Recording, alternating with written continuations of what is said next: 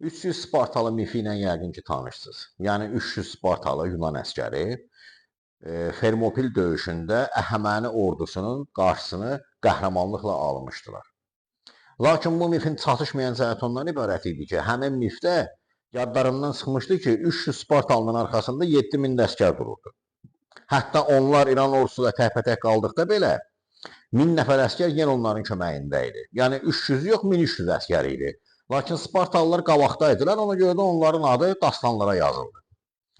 Amma 350 nəfər Azərbaycan əsgərinin 70 minlik Sovet ordusu ilə ölüm-dirim savaşına çıxdığı haqqında isə birimizin məlumatı varmı?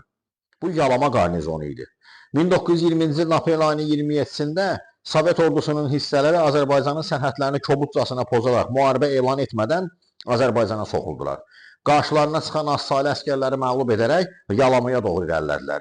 Bu zaman Yalama ərazisini Ağalı Babazadənin rəhbərliyi altında 350 nəfərdən ibarət olan qarnizon qoruyurdu.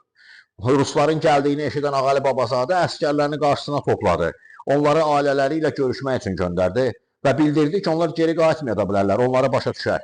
Çünki bu ölüm-dirim savaşıdır. Lakin əsgərlərin biri də yerindən tərpənmədi. Hər kəs ölümü üstün tutdu. Döyüş aprel ayının 28-də başladı. Əvvəlcə zirehli qatarın qarşısını almaq istəyən Yalama qarnizonu əsgərləri lokomotivin birini yandıraraq onun üzərini itələdilər. Lakin qatardan asılan atəşlə lokomotivin qazanı partladı və o hərəkətini dayandırdı. Bundan sonra davam edən 2 saat yarımlıq ölüm-dirim savaşında qarnizonun demək olar ki, bütün əsgərləri şəhid oldular.